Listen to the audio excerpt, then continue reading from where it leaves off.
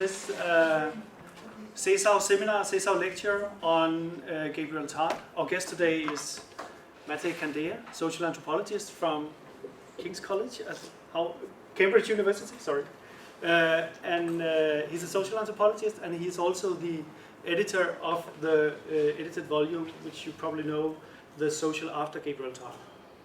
And he's been invited here today to give us an open lecture on the life and work of Gabriel Tarde, and he's selected the title "The Tarde Problem," or How to Reconcile Metaphysics and Sociology. And in your abstract, you even promised to suggest a solution to us after giving some of the explanations and also some of the discussion that has been going on in this respect. So Matei is going to talk for 45-50 minutes or something like that. Mm-hmm. At that time, I hope that outside there will be plenty of coffee and cake. If not, it'll be somewhere else in Nobelparken. We don't know where. But we'll have a short break then, and hopefully we can have a cup of coffee, and then after that there'll be a Q&A session where Matei will answer all your questions. So please, welcome. Thank you. Thank you very much. That was a great introduction. Two things. I'm not going to answer that question about how to reconcile. Well, no, probably won't. But actually, yeah, but I will try and answer all your questions that you might have. So that's a poem by Gabriel Tarde. I thought I'd put it there while I give you a bit of intro, just because it's perhaps not everyone knows that he also wrote poems, but it's particularly apposite for sort of imagining what to do with him today. So, why read Tarde at all today? How many of you have read any Gabriel Tarde? Okay. For those of you who haven't read it, how many of you have heard about him? Apart from today? Okay. Right. That's a very different kind of setup to what would have been the case about sort of 5-6 years ago. So there's been a real kind of boost in people getting interested in Tarde. So in a way, the question of why read Tarde today might sound like it's no longer really relevant because people do, and you sort of almost become part of the canon. But in a way, what mainly I'm going to be trying to do today is actually ask that question again in a slightly different form, because I think what to do with Tarde remains an interesting sort of problem. And I guess the starting point is that Tarde is incredibly fun, and it's the main reason to read him is because he's sort of hilarious. So just a couple of sort of gems, right? So for instance, this is some of you'll know some of these things, but for instance, on the idea of society as an organism in his book La Logique Sociale. At one point he says, it's good. It's a good kind of metaphor, society as an organism. But then let's think about it. What does it mean? So if you take Europe, for instance, then you've got kind of nations, and then they have like religious systems that cut across the nations, and they also have languages that are partly related. So maybe then if it's an organism, it's kind of like a Siamese twin that has one circulatory system that goes beyond the two bodies but two different hearts, and then so it's sort of completely insane trying to take the metaphor literally and to do something with it. I just think it's exactly for that kind of writing that he's really people just can't put him down. Another one like this, for instance, is something that is again much more famous. In his article on knowledge and belief, on desire and belief, he notes that we constantly think of belief, for instance, as an either/or. So he says, everyone, you ask the pathologist, are you sure that there was a murder here? Not, what percentage are you sure that there's a murder here? He says, what if instead we actually, took syllogisms and quantified them? He said, if I were to affirm by hypothesis with an intensity equal to 5 that every body, sorry, I'm translating this as I go, so it might be slightly incoherent. If by hypothesis I were to affirm that with an intensity equal to 5, every body has weight, and with an intensity equal to 10, air is a body, as in, right? So I believe 0.5, I believe that bodies have weight, and 10, I believe that air is a body. Isn't it then evident that the conclusion air has weight must be affirmed with an intensity equal to 5 and not to 10? Right? So it's that kind of move. He says, well, let's quantify belief. He says, I affirm with force that no animal lacks sense. And I add to this rather timidly, I think the sponge is an animal. No, I think the sponge is insensible. Conclusion, I think that the sponge is not an animal, right? So he's sort of saying, look, if you start to think of syllogisms as things that kind of fight each other with particular kinds of intensities, then you can deduce from them a calculus of belief.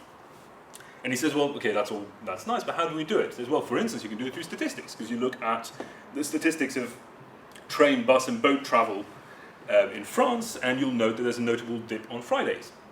And you'll find that that's partly because there's the old belief that Friday is an inauspicious day for traveling. And that's actually incidentally true also in Corsica. And then you can look through time at how the dip goes. So actually, this becomes a statistical way of tracing a particular kind of belief through time. And as Latour pointed out, these sorts of things at the time sounded completely insane, but now if you look at sort of Google and kind of the different ways of visualizing data and quantifying kind of beliefs and so on, it seems perfectly obvious. So there's a sense in which Tarde is particularly attractive because of this weird mix of being completely whimsical and really kind of quantitative and really serious, being completely outdated and really kind of weirdly prescient.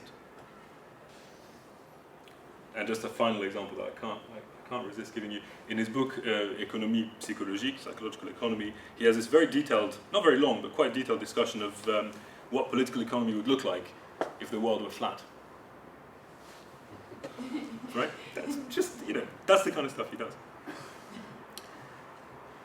So, in a sense, the question really is, that's the kind of stuff that draws people to Tarde initially. My question is, what do we do afterwards? Is the aim of trying to figure out what the kind of total system of Tarde is that underlies and underpins these kind of slightly weird things, is the aim to try and historicize him? Is the aim to just use these bits and kind of recombine them in different kinds of ways? And I think for me, that's, in a sense, that's the question that underlies this presentation, and that's where I'm coming from. I don't have an answer to that question because I think actually that's completely up to you and completely up to anyone who uses Tarde. But I think that the choices you make in that respect will have certain kinds of effects. And it's worth bearing in mind that there's always another way of thinking about what to do with Gabriel Tarde. The particular problem I'd like to look at in more detail is not just whether he's coherent in a general kind of way, but what the relationship is between his sociology and his metaphysics. And the reason that comes up as a problem, you'll see, is that in a sense, the ways in which he's been read, understood, and rediscovered have turned very much on that question. Initially, he was kind of criticized and, in a sense, forgotten for being a too metaphysical sociologist. So he was considered to not be a proper sociologist because he was too metaphysical. There were various attempts to rediscover him as someone who really was a fantastic sociologist. And yeah, he did some metaphysics stuff, but it doesn't matter. And then there were ways of rediscovering him as saying, no, what's great about him is that his sociology and his metaphysics are basically two sides of the same coin. So that question kind of keeps recurring in people's attempts to rediscover what Tarde was about. And that's what I'm calling the Tarde problem, the relationship between metaphysics and sociology.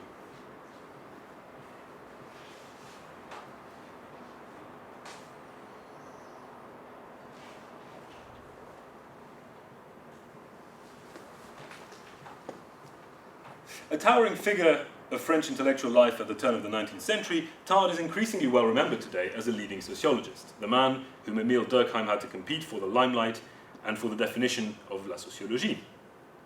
Yet Tarde was just as well known to his contemporaries as a philosopher. He held the chair of modern philosophy at the Collège de France, which he had secured over Henry Bergson in 1900, and in which Bergson would replace him upon his death 4 years later. Tarde was also a noted criminologist and psychologist, and the author of significant works on economics, political theory, and crowd theory. His theories of imitation were extremely influential both in France and the USA, and his attempt to reconstruct a monadological sociology was in many ways unparalleled. Yet for all this, when Gabriel Tarde died in 1904 at the age of 61, he left behind 3 sons, but no theoretical disciples, no school.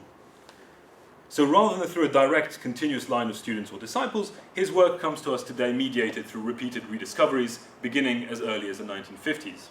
Each time, Tarde is invoked as a forgotten theorist, the endpoint of a broken theoretical lineage ripe for reappropriation and wandering discovery.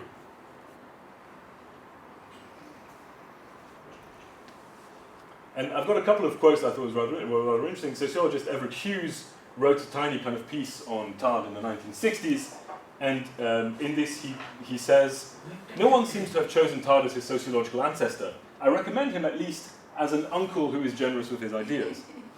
And then later on, Latour in the paper that also got me interested in Tarde initially talks about Tarde as the grandfather of actor network theory, a paper some of you will have read. Says, "Is this not a good grandfather, the one who encourages you to think through as daringly as possible, because there is nothing worse than half-baked ghosts of ideas. And this is a thing from Allier, who's a sort of Deleuzian philosopher who was very influential in the rediscovery of Tarde in France, or the nth rediscovery of Tarde in the 2000s, where he's talking about he's talking about kind of finding elements of Tarde, for instance, in Deleuze, and he says the fact that these are not, properly speaking, filiations, right, but rather reinventions, or real reinventions which were made possible by, quote, a kind of collective meditation and without its own brain, like a meditation that is collective and without its own brain, this would certainly not have displeased the philosopher of creative imitation, right? So the philosopher of creative imitation is Tarde. He would have liked this kind of stuff. And I guess I sort of coming across all these talks about filiation and stuff, I think there's actually something to be taken seriously about the particular kinship metaphors that people are using. The fact that Hugh talks of him as an uncle, Latour talks of him as a grandfather, and Allier talks about the lack of, properly speaking, filiation, I think is more than a metaphor. So what I'd like to suggest as a kind of framing device is the idea of avuncular theory. If you take avunculus, right, so avus is grandfather, avunculus is mother's brother. And I think what these quotes are saying, in a sense, is this is not the father. Tarde is the one who doesn't kind of impose, Tarde is in a sort of, mother's brother kind of avuncular type relationship. And I think that really does, that's both what makes him uncomfortable, but what makes him what makes people take liberties with his work, but what makes him productive in various kinds of ways.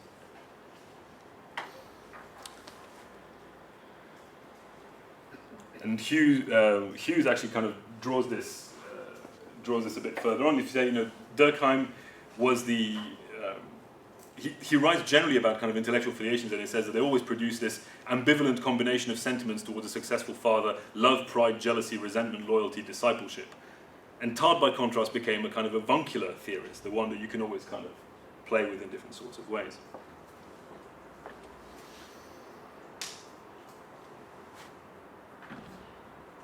What I like about the notion of avuncular theory is that it mixes up, in a sense, the question of the relationship and the question of the essence of the text, because this is partly about how he's being rediscovered. It's about the fact that people kind of create a sort of sideways relation to something that doesn't come with its commentary, although it produces an interesting problem now that this commentary is beginning to build up. So more and more, as Tarde becomes part of the canon, it's harder and harder to play with him in this kind of avuncular sort of way.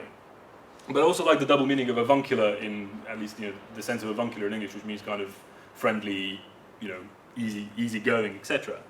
And that's partly because I think there's something inherently in Tarde's writing that is avuncular in that particular sense. It's kind of friendly but incoherent. This is something that his contemporaries were already saying. So this is Théodule Ribot, who, when Tarde was appointed at the Collège de France, said, quote, "The works of Mr. Tarde are refractory to analysis because of the richness and number of profound ingenious and unexpected insights they contain. He is, in everyone's judgment, one of the most original minds of our time." And Tarde himself had 2 years earlier described his own work as being made up of fragments. And he says, quote, "I may possibly be told that it would have been quite as well had I first presented as a systematic whole that which I have actually cut up into 3 separate publications. But why should we wear ourselves out in the work of building up such great structures, such complete edifices, since our successors will have nothing more pressing to do than demolish these structures in order to make some other use of the materials, or take possession of the detached wing? It is surely as well to spare them the task of demolition by delivering our thoughts in fragments only." Right.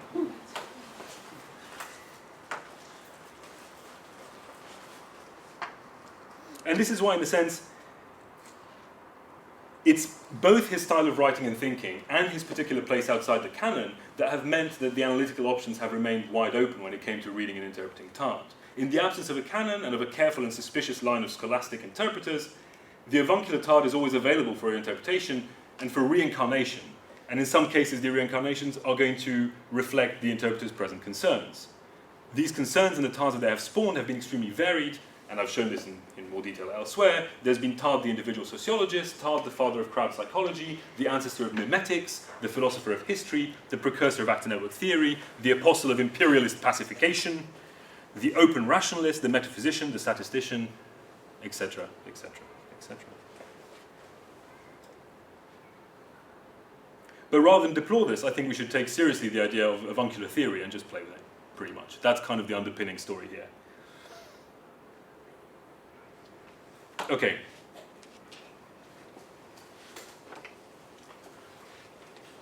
So trying to frame Tarde a little bit.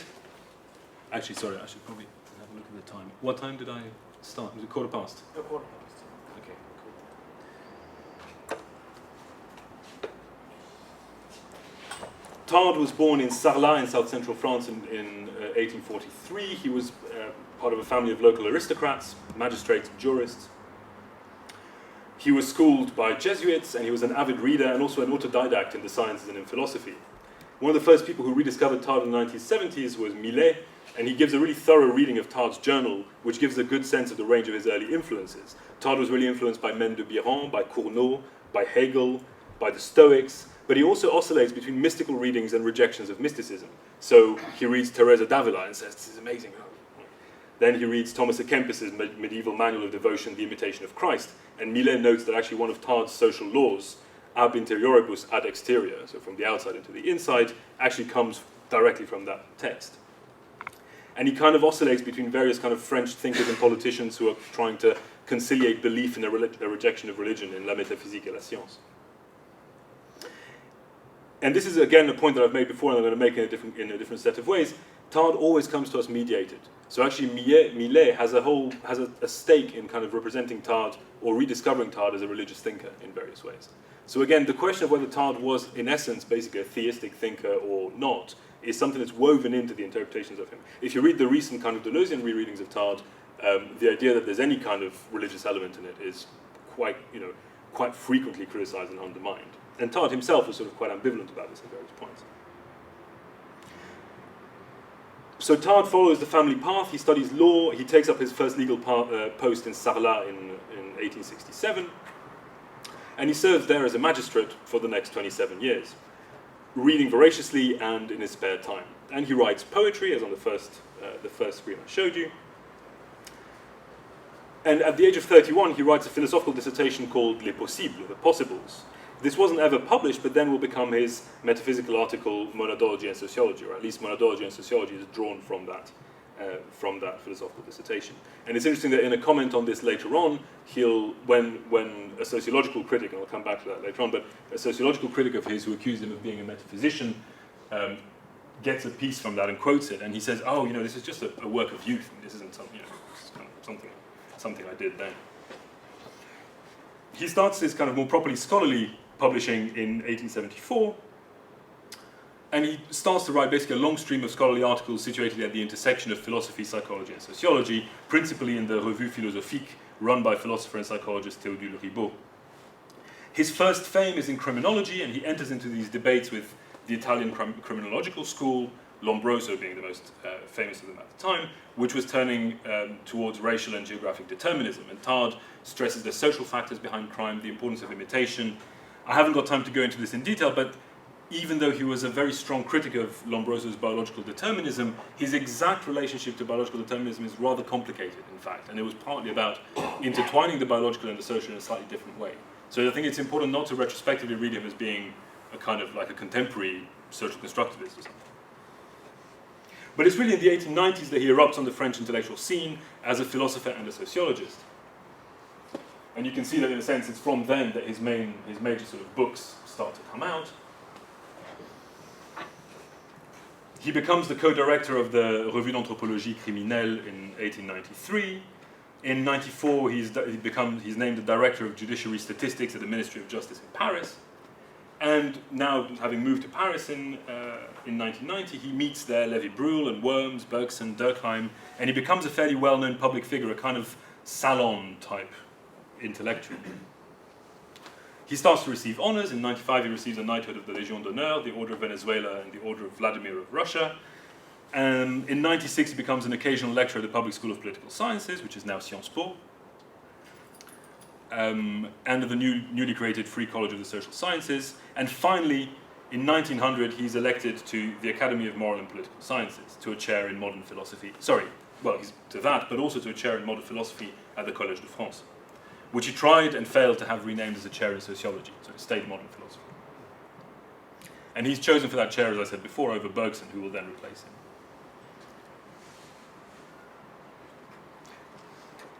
So this is 1900, and then in those final years he publishes more and more. He engages in this kind of very high-profile debate with Emil Durkheim, which has been kind of talked about quite a lot, and I'll return to bits of it later on, and he dies in 1904. That sort of sketch of Gabriel Tarde.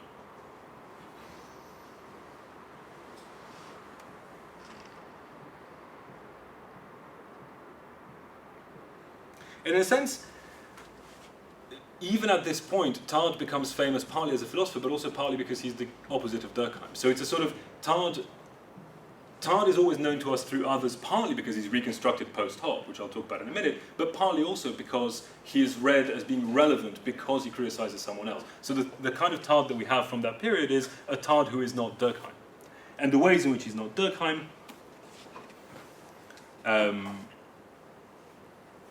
are, in a sense, the reasons why people have found him interesting as a sociologist. Some of the main explicit points of disagreement: the idea of sociology as a particular science that has a sui generis kind of object, the idea that sociology breaks radically from psychology, is something that people associate with Durkheim. Tarde, by contrast, was very vehement that sociology should be grounded in psychology, or rather in what he termed inter-psychology, which is a psychology-based... Sorry, is this readable at the back? Or yeah? Okay. What he calls at various points intercerebral psychology, or interpsychology for short. The conscious interaction of two or more individual beings. This is the basic building block for Tarde of bigger social facts. So he says, for instance, everything that man does without having learnt it by example, such as walking, screaming, eating, even making love in the crudest sense, is... This computer is tricking me. Sorry.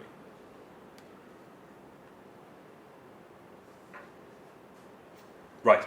Even making love in the crudest sense is purely vital, whereas walking in a certain way, goose-stepping, waltzing, singing a tune, preferring the foods of one country and affecting proper table manners, wooing in the latest style of fashionable woman, all of this is social. The point being here that these are things that can be imitated from someone else.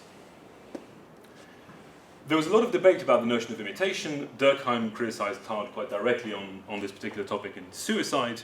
And he sort of scoffed at this idea that, oh well, so everyone who commits suicide is imitating someone else who committed suicide. Isn't this ridiculous, right? But actually, as Bruno Carcenti has shown really neatly, Tarde's notion of imitation is rather brilliant in the sense that it really nicely resolves what would then become the structure agency problem, which kind of emerges from Durkheim's way of kind of separating out the individual actor and sort of a top-down social compulsion or coercion. And Tarde is quite explicit about this. He says, quote, "Nothing could be less scientific than this absolute separation, this radical discontinuity between the voluntary and the involuntary, the conscious and the unconscious. Do we not move by imperceptible degrees from a considered volition to a more or less mechanical habit? And does the same action undergo any absolute change in nature during this movement?" So in a sense, what imitation does is it allows you to stop asking the question about where action, in a sense, originates. Imitation is both an action and, as it were, a passion or a passivity. It's something that happens to you as much as you do it. And so in a way it destructures, it refocuses attention from the distinction between the individual and society to something that happens between individuals and circulates.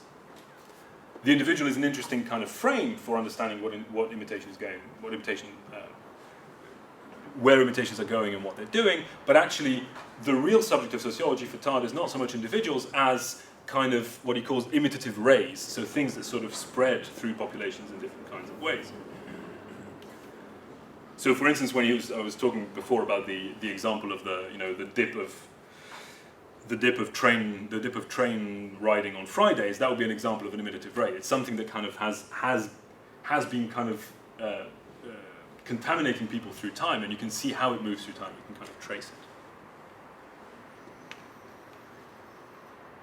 Tarde is rather interestingly ambivalent about the relationship between mind and body. So one of the things that people have been slightly puzzling about is to what extent Tarde is basically an idealist. And I think there's a very nice kind of quote where you can pin down this ambivalence, where he says, the reason people say this is that actually all this imitation stuff he very often presents it as a mental thing. So people, effectively it sounds very much like a meme, if you like, although it's divorced from the kind of neo-Darwinist language of the memes. On the mind and body thing, Tarde says, intermental actions and relations are, according to me, the explanation of intercorporal actions and relations. Feels fairly straightforward, so the mind comes first and then the body follows. And then he says, and these together with the first constitute the inextricable weave of the social phenomenon. This is what I mean by the kind of, this sort of ambiguity, that you can kind of take that and read it one way or read it the other. And that's partly why Tarde is so malleable. You can say, well, yeah, no, well, he sounds like he's being dualist, but really this is about an inextricable weave. Or you can say, yeah, well, it looks like he's talking about an inextricable weave, but he says the mind comes first and the body comes later. Tarde is full of this kind of ambiguity and this kind of ambivalence all the way through.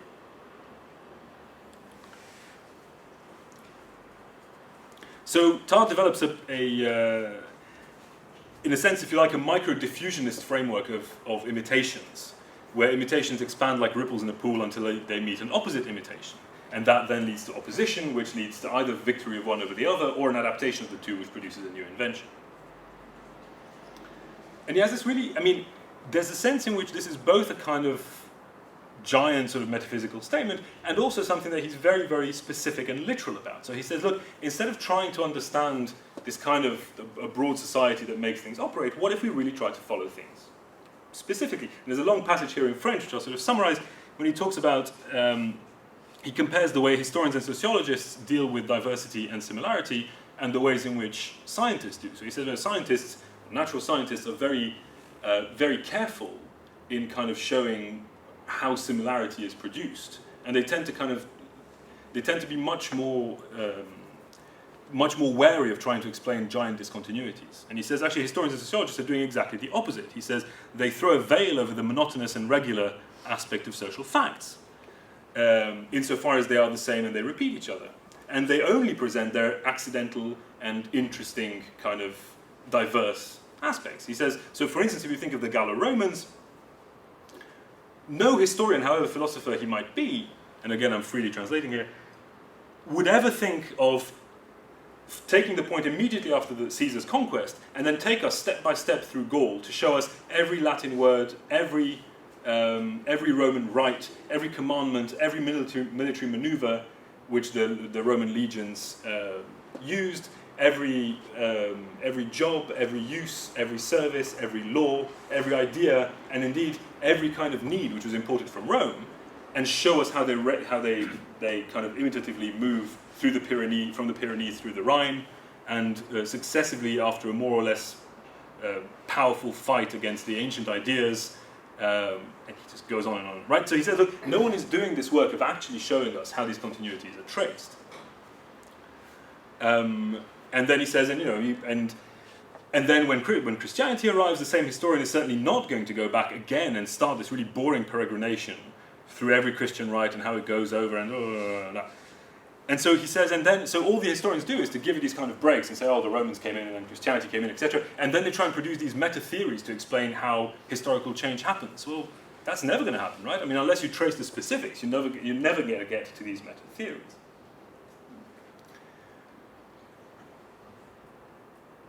And hence, in fact, his argument that, in a sense, the error that evolutionists and Durkheim both made was to try and zoom out. So he says the same error always comes to light, namely the error of believing that in order to see a gradual dawn of regularity, order, and logic in social phenomena, we must go outside the details which are essentially irregular and rise high enough to obtain a panoramic view of the general effect. That the source and foundation of every social coordination is some general fact. In short, that man acts, but a law of evolution guides him. The point he makes is, no, actually regularity is down there, it's in the small.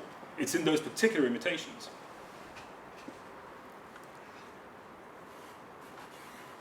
And so, in fact, he says, look, I mean, if you could imagine really an interpsychology that is a mix of, if you like, labs that look at how people imitate, hordes and hordes of sociologists sent all around in different villages to see how, what things happen at particular times, massive statistical apparatus that can really see how these things dip and all this kind of stuff. If you can imagine this kind of like panoptic sort of, my word obviously, or Foucault's word, interpsychology, you would then actually see that there are laws to the way imitation works, but these laws are always kind of intertwined with contingency.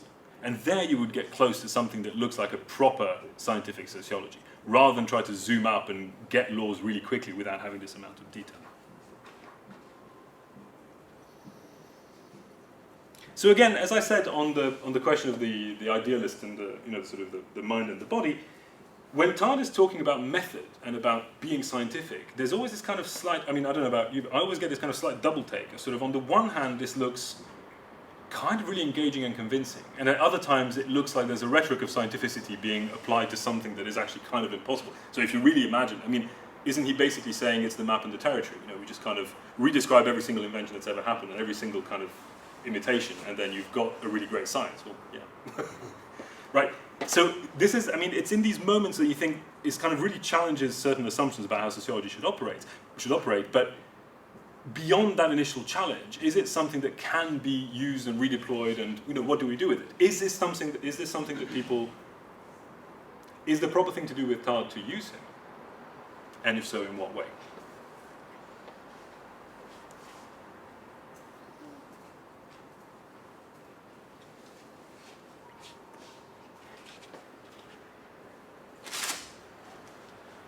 Sorry, these I've slightly run ahead of myself.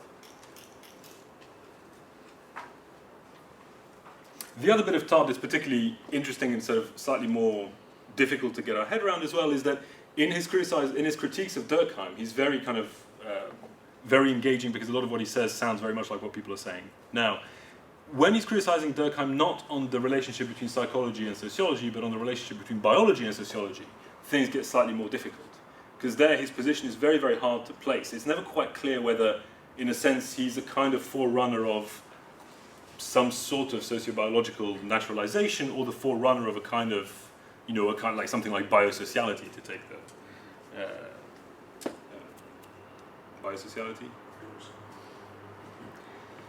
Okay, so the example, for instance, one of the things he writes in his article that's kind of a direct critique of Durkheim, the two elements of sociology. The first half is about psychology and imitation, all this kind of stuff, and the second half is a kind of a critique of the various evolutionary arguments about how society takes over from blood, right, in polity. And he says,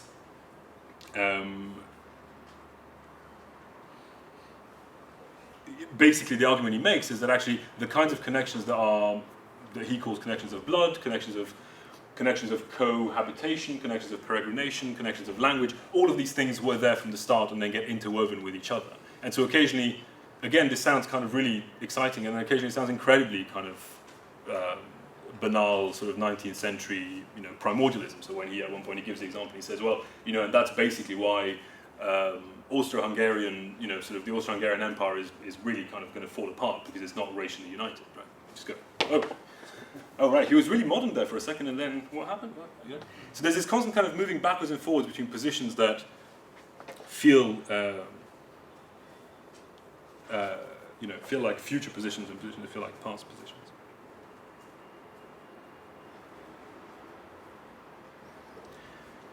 So at the beginning of the 20th century, Tarde basically effectively kind of loses the fight with Durkheim for the definition of French sociology, and in one of these sort of, in a kind of an overview of sort of early 20th century sociology by Mauss in 1935, Gabriel Tarde basically gets this line, quote, Gabriel Tarde was a great success because he was suggestive, but his laws of imitation were of no importance. He was a popularizer and something of a metaphysician, but his work on criminology, in which he was an authority, is important. I attended his lectures. Their content was banal and commonplace, but presented most entertainingly. Right? Yeah. So that's the end of the first life of Gabriel Tarde. Then he gets reincarnated.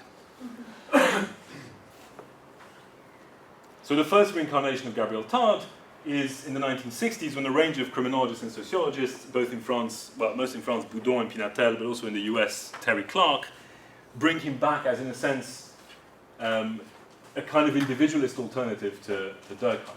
And as you can already see from what I've said so far, that's a very kind of partial and specific reading of Tarde. In particular, it's a reading that is kind of cuts away the broader metaphysical implications of a lot of what I was talking about before. One of the things that's very integral to Tarde's discussion with Durkheim, and we'll come back to this in a bit, is his constant use of analogies to the natural and to, for instance, repetition in natural phenomena, to biological, to procreation as an analogy for the way ideas move. And these kinds of analogies and things get sort of really slightly edited out of the story at this point, and the debate is represented as one about agency and structure. Tarde was really good at individual aims and goals, and of course Durkheim was good at norms. This is all about contingent and actor-centered history. And you can see how some of these kind of things seem to make sense. So for instance, when Tarde says, wonderfully readable there, thank you, sorry, my mistake. When Tarde says, sooner or later one must open one's eyes to the evidence and recognize that the genius of the people, instead of being a factor superior to and dominating the characters of the individuals, who have been considered its offshoots and ephemeral manifestations, is simply a convenient label or an impersonal synthesis of these individual characteristics. The latter alone are real, effective, and ever in activity. They are in a state of continual fermentation in the bosom of every society, thanks to the examples borrowed and exchanged with neighboring societies to their greater mutual profit. Right? So this is a version of the point I was making before about rules. You can't try and explain the part by the whole, because the whole is nothing other than the effervescent effect of these sort of smaller parts. And you can read this as basically an individualist, historicist account against kind of holism, a certain kind of sociological holism. And similarly, this is the quote I used before: the same error always comes to light, namely the error of believing that in order to see a gradual dawn we have to rise up. But as I said before, when he's saying this, he's not saying we therefore have to move back to the individual and find out what the individual aims and goals of the actor are. He's saying you have to move further down to the kinds of imitation that cross through individual and move around. Or in a sense, perhaps not down, but sideways. I mean, there's a way in which the Tarde as an individualist of the 60s and 70s is a partial reconstruction. But then I guess in a sense, all reconstructions of Tarde are partial, and that's sort of the underlying point. So when Terry Clark reintroduces Tarde on communication and social influence, he basically puts him within a sort of Parsonian scheme, a voluntaristic action scheme, which is made up of actors, goals, conditions, means, and norms. And this is kind of a really rather interesting quote. He says, although we can point to a theoretical articulation between the 5 elements of a voluntaristic action scheme and Tarde's basic ideas, this does not, of course, imply that he made explicit use of those categories. Right? So we kind of reconstruct him from the outside in, and kind of put up the thing, and there he is. But at the same time, and incidentally, this Tarde kind of died as well, right? Because he's not around. At the same time, there was the seed of another kind of reinvention of Tarde, and this is the work I've mentioned by Millet, which was also in the 60s, and which is called Gabriel Tarde, La philosophie de l'histoire, right?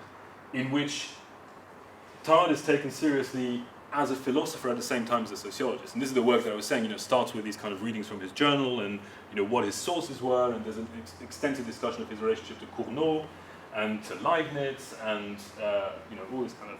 So there's a reconstruction there of Tarde as a metaphysician, as a kind of sociologist who is a metaphysician at the same time. And while that particular work by Millet didn't have that much effect, and people sort of tended it hasn't sort of been taken up very much in any direct kind of way. This particular reinvention of Tarde as a sort of central figure in a broader metaphysical lineage or genealogy is something that's been coming up much more strongly in recent years. In particular, there was a really excellent book by Pierre Montebello called The Other Metaphysics. Although I've also heard it translated as the metaphysical other. It's l'autre métaphysique. I've always thought of it as the other metaphysics, but in which he places Tarde in a genealogy that kind of goes through Schopenhauer and sort of places Tarde with Schopenhauer, Nietzsche, and Bergson as being part of this kind of other metaphysics. More recently, Theo Lorenc has translated Monadology and Sociology, which is Tarde's main metaphysical text, and kind of done a very particular kind of reconstructive analysis of it and contrasted it, for instance, with Spinoza and related it to Spinoza. And a number of people, like Emmanuel Didier and Allier, who I talked about before, kind of look at Tarde as being someone who leads to Deleuze. Of course, Deleuze himself drew on Tarde at a couple of moments, but again, very sort of sideways and with particular points.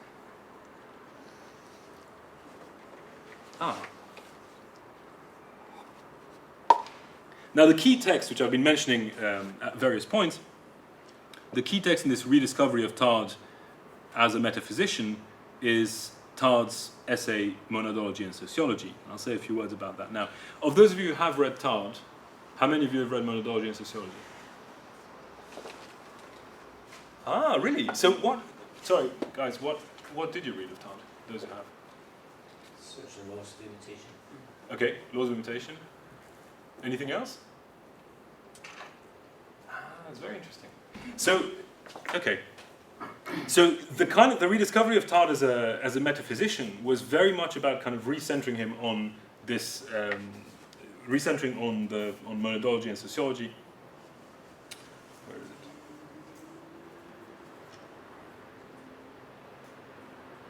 it? Yes, there we go. So monadology and sociology was published initially in 1893, and it was called The Monads and Social Science in the International Review of Sociology. It was reprinted in 1895. And it took up some of the points that Tarde had made in his initial, what I'd call a sort of metaphysical dissertation on the possibles, les possibles. And in essence, what monadology and sociology does is to present what Tarde calls a monadological hypothesis that might unify the understanding of the kind of the way repetition operates, not just between humans, but actually at all levels of reality. And there's been various kinds of reconstructions of exactly what the main point of monadology and sociology was. What I'm going to do, rather than kind of try and do some coherent account, I'm just going to take you step by step through bits of the argument, rather briefly, because I don't want to take up too much time. So it starts with basically an exploration of the notion of the infinitesimal, and he says, well, if you look at where science is taking us, it's increasingly taking us towards what Leibniz proposes a monadological hypothesis. So things are containing other things are containing other things. And at the moment, he says, there's no assumption that we can ever come to rest in ultimate elements. So certainly not elements of the phenomenal kind. And so what he does is he sort of presents, he says, he kind of just moves between science and philosophy and says, well, the only really coherent way of understanding all of this stuff is to imagine a kind of monism that is at the same time spiritual and material, but is spiritual first. But that, in a sense, the infinitesimal is somehow different from everything, from the finite in kind and not simply in degree.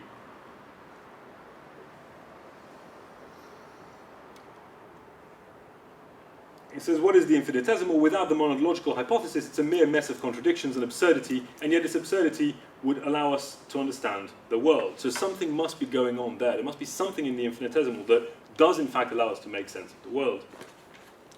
So he moves to what Montebello quite neatly kind of describes as a superior anthropomorphism. And this is a particular kind of move that Montebello sees in sort of originating in Schopenhauer and being in some sense kind of present in Bergson as well. It's this idea of essentially coming to know the world basically through introspection, with the kind of metaphysical assumption that there is some kind of unity and the same phenomena kind of exist everywhere in some form or other. So Tarde makes this explicit when he says, well, the problem with various kinds of materialism and realism is that you sort of try to see the object from the outside, but from the moment you've said the object is from the outside, you can't know it, so you're stuck in contradiction. The only way to understand how one might know the world is if actually the same forces are at play throughout the world at all levels. And for him, the forces are not, as in Schopenhauer, will, but rather belief and desire. There's a sort of splitting of will into belief and desire. And again, I mean, not even in an hour can I give you a proper description of how this works, but I'm just going to give you a little sounding. So belief and desire, if you remember, are the two things that he said one might perhaps be able to quantify in humans.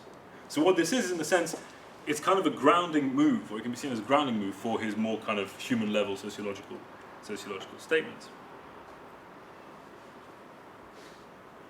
And indeed, he says, and to give you kind of a sense of how he's writing as well, he says, it may be that instead of being mere forms of our sensibility, as some of the analysts have claimed, space and time are in fact the primitive notions, the continuous and original quasi-sensations through which we are made aware of the degrees and modes of belief, the degrees and modes of desire of other psychic agents.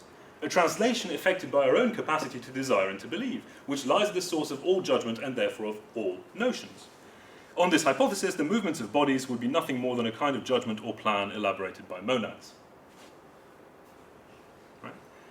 The reason I'm quoting this is that it gives you both the sense of the sort of scope and madness of the whole project, but also the fact that it's kind of constantly referred to as a hypothesis. And he keeps coming back to this. And the first line of Methodology and Sociology is, I'll come back to this in a second, is hypothesis fingo, which is the opposite of the Newtonian, I do not feign hypotheses. He says, I feign a hypothesis. Here's a hypothesis. Let's play with this.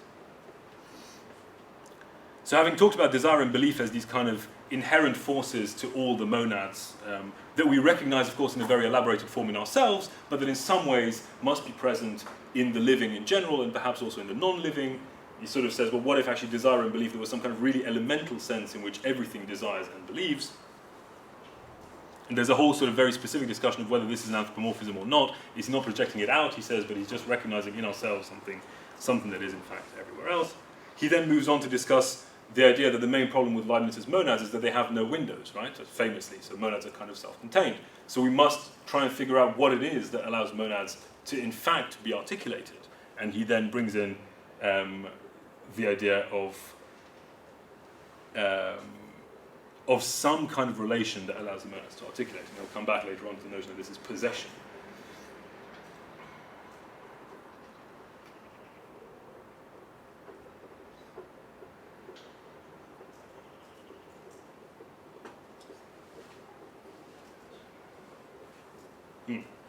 Yeah, the Deleuzian, I mean, the way in which this becomes Deleuze is quite clear. But what's very difficult is to understand today the extent to which this is actually already a Deleuzian reading of methodology and sociology. And so perhaps I'll stop going on about methodology and sociology, but I've given you a sort of sense of what it is. I mean, the rest of the work basically kind of works backwards from what he calls the universal sociological point of view. So what he says is, okay, if you start from this idea that there are monads at all levels of reality and that they're actually connected and related, then you can say that it's not, in fact, society that is a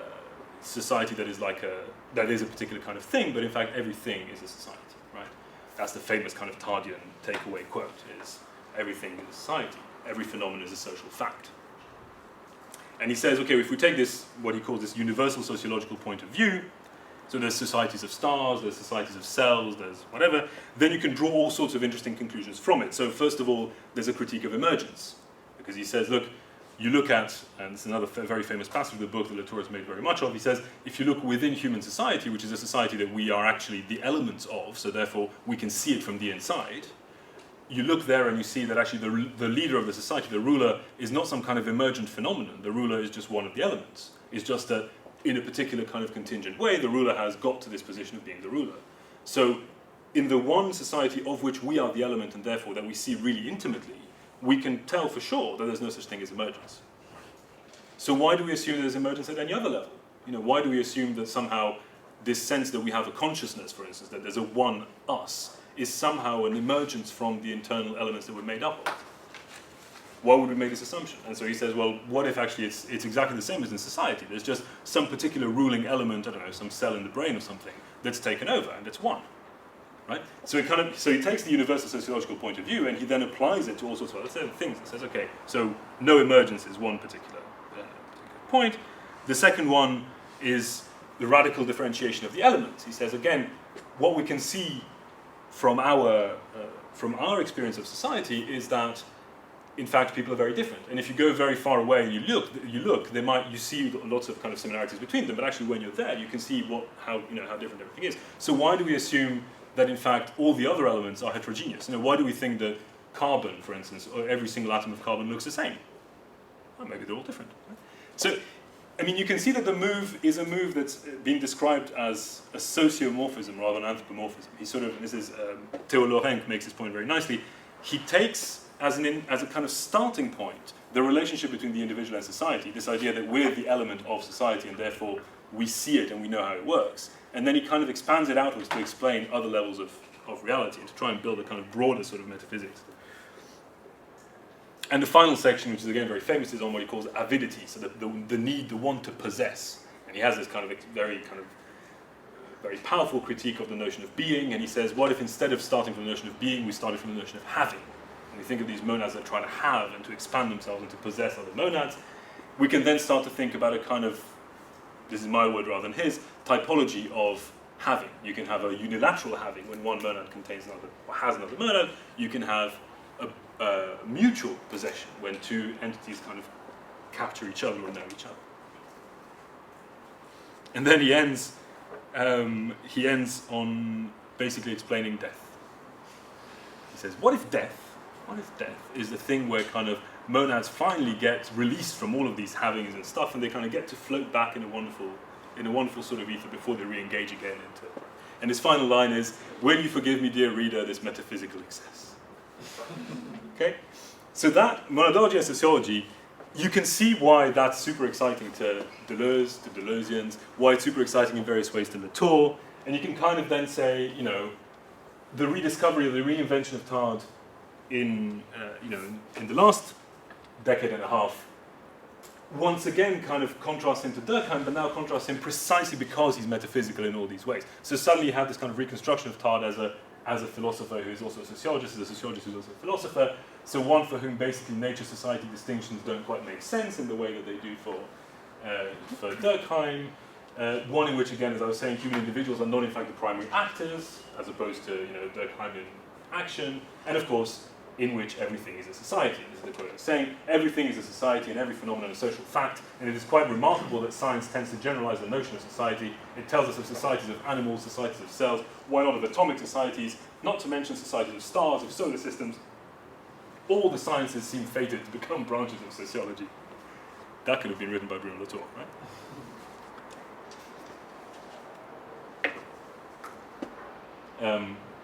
Another one that's just kind of moments of where he sounds, he just sounds completely present.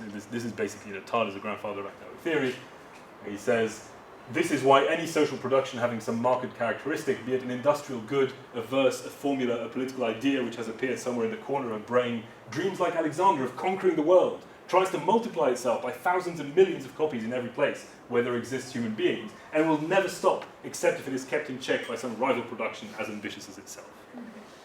And again, you see, this is why what I'm calling the Tarde problem is really interesting, because if you take this and you forget about the metaphysics and the kind of broader thing, you can just look at this and say, well, this is just kind of garden variety mean theory, right? Ideas are spreading through minds, and in fact, he's been recuperated as the ancestor of mean theory.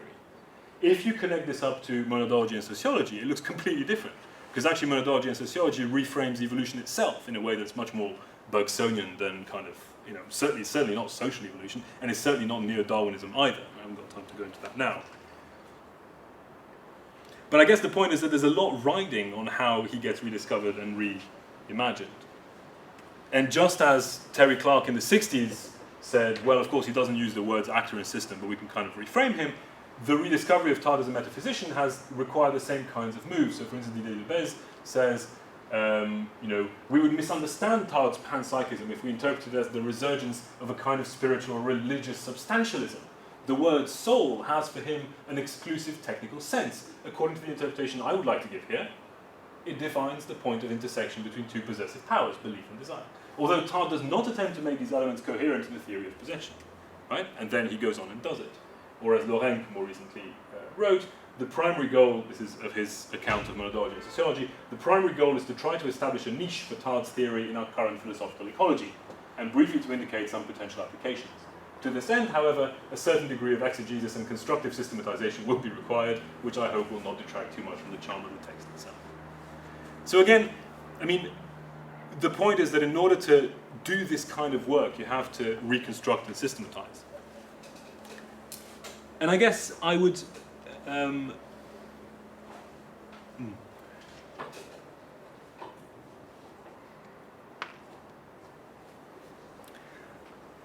I'd like to make a distinction between what I'm trying to say here and one of the main critiques of the rediscovery of Tarde by a French sociologist called Mukiele, who criticizes people for doing basically this sort of work. And Mukiele says, quote, that these various commentators, quote, have appropriated his name, Tarde's name, without restituting the whole of his thought.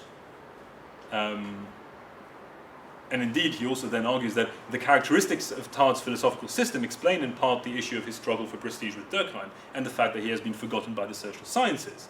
It is Durkheim managed to embody a certain type of rationality, scientific rationality, which consists in methods and examples in logical reasoning, standard procedures of validation and argumentation. These things cannot be found in Tarde, whose thinking is more of an instance of traditional philosophy. Indeed, sometimes of a style of writing and demonstration closer to journalism. Pooh, pooh. And in the phrase social science, there is the word science. So I'm not saying that. What I'm saying is, basically what I'm saying is, go ahead, reappropriate, reconstruct, reinvent. That's fine. But just be clear that that's what one's doing. And that, of course, will look very, very different to a kind of historical recontextualization.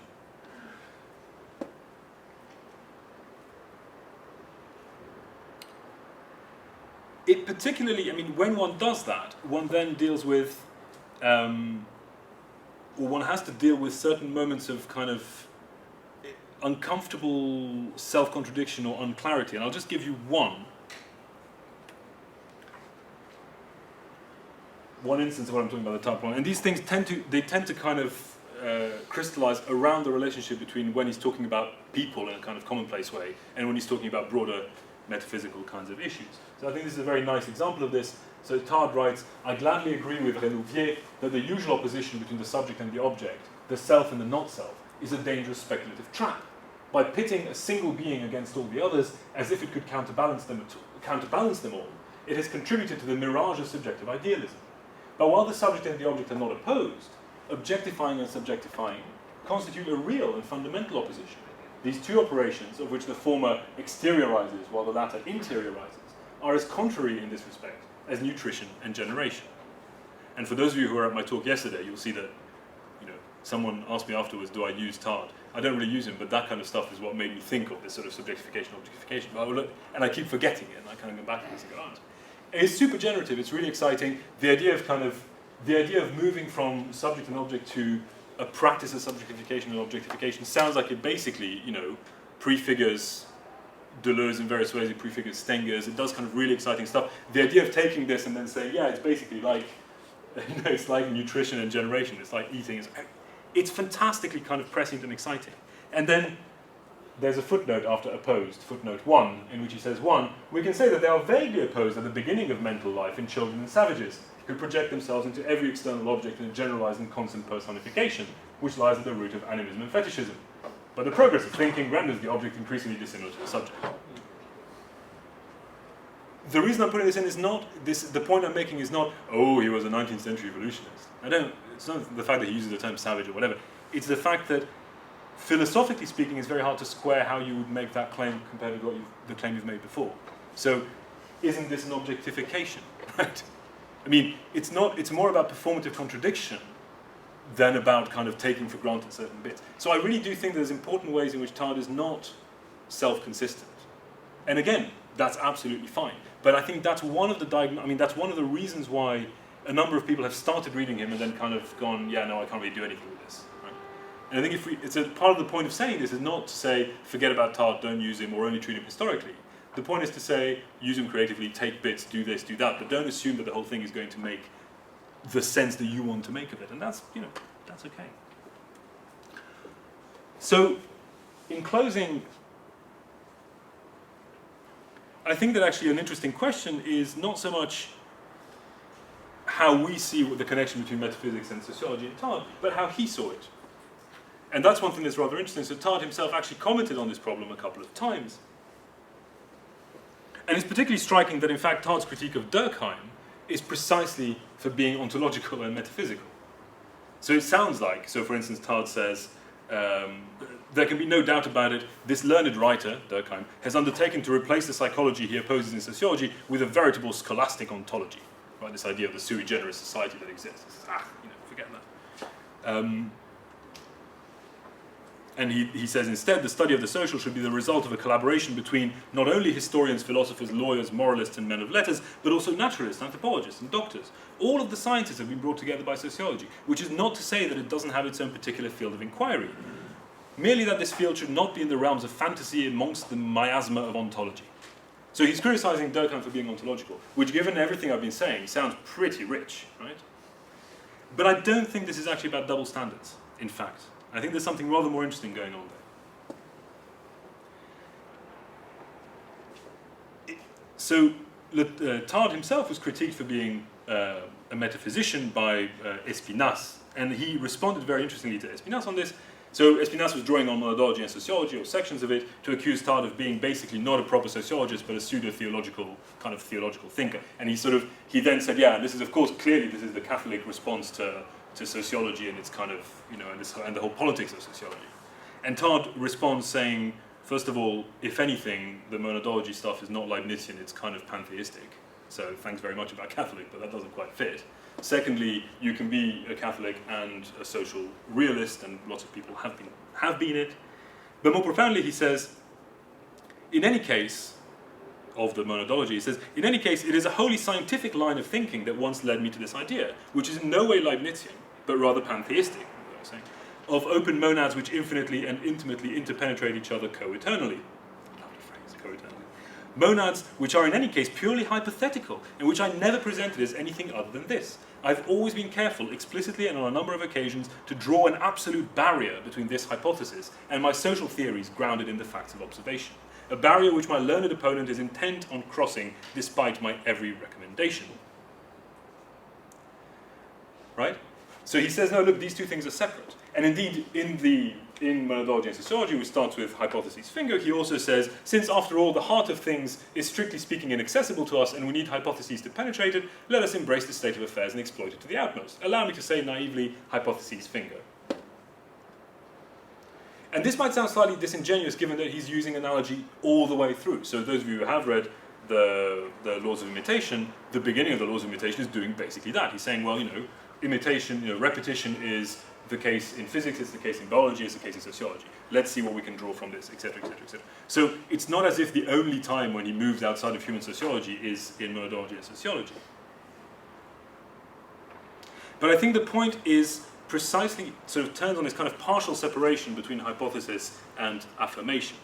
And it's interesting to see this in contrast to Durkheim's response. So you can see Tarde and Durkheim kind of evolving in relation to each other. In the second introduction to the rules of sociological method, Durkheim basically responds implicitly to Tarde's accusation that he's an ontologist by coming back to his idea of treating social facts as things. And he says, look, I said treating them as things. He says, for what indeed is a thing is opposed to an idea as that which we know from the outside to that which we know from the inside. To treat certain orders of facts as things is not therefore to class them within this or that category of reality. It means observing a certain mental attitude with respect to them. It is to approach their study with the principle that we absolutely ignore what they are. And as Alain Desrosières has pointed out, this kind of constitutive uncertainty between the kind of ontological Durkheim who says society is a thing and the sort of epistemological Durkheim who says we're going to treat it as a thing, all we're saying is we don't know what it is actually something that kind of runs through statistics and runs through sociology and runs through the 20th century in various ways. By contrast, if you look at what Tarde is saying, I know I've overrun, huh? Okay. 2 minutes? Yes.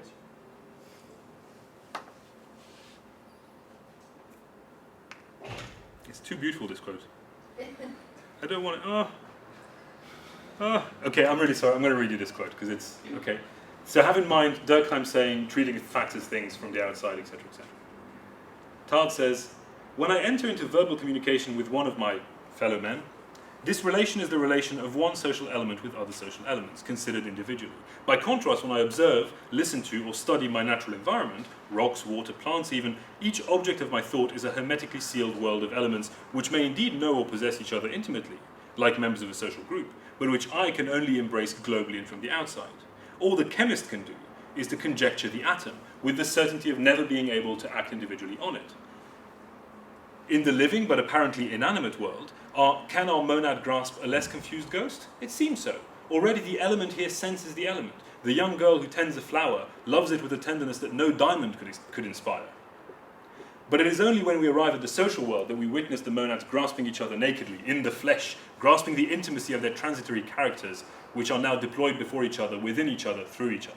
That is the relation par excellence, the typical possession of which the rest is but a draught or reflection. Through persuasion, through love and hate, through personal prestige, through the community of belief and will, through the mutual chain of contract, a kind of tight network that extends without limit, the social elements hold and pull each other in 1,000 ways, and from their struggles are born the marvels of civilization. Might not the marvels of organization and of life be born of similar actions, from vital element to vital element, even from atom to atom? I'm inclined to think so, for reasons that would be too long to explain here. So the reason I find this really brilliant is that it basically it both gives you the answer to what I think is the Tarde problem and also makes this answer into another puzzle. The answer is that he oscillates between two things. You can read that passage as basically saying, we don't know what happens in nature because we only really understand people.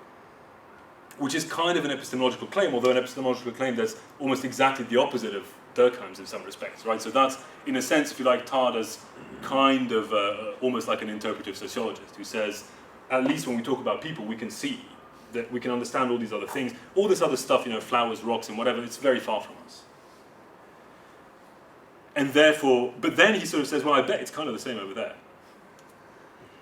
So there's a sort of move, and the other move of this is you can also then read it as actually a sort of almost like an evolutionary chain of being kind of claim that says, rocks are only relating to each other as rocks, and flowers relate to each other as something a bit more. And then, but when we get to people, then you have the real kind of profound, multifaceted, blah blah blah blah blah kind of relation that's about love and hate and whatever and whatever. So what Tarde is doing is kind of constantly interweaving epistemological claims and ontological ones, things that are very, very classic kind of 19th century, chain of being type, or even actually, what 19th century? Medieval, right? Chain of being kind of arguments with concerns with, with kind of objectification understanding. And in a sense, the thing that I would like to take away from that is just this idea of a partially connected metaphysics, right? A metaphysics you kind of keep referring to, but then say, well, I don't really know about this. And that strikes me as something that would be quite an interesting thing to apply to other kind of contemporary metaphysical sociological projects. But that's perhaps something to talk about later on. Thank you. Sorry I was long.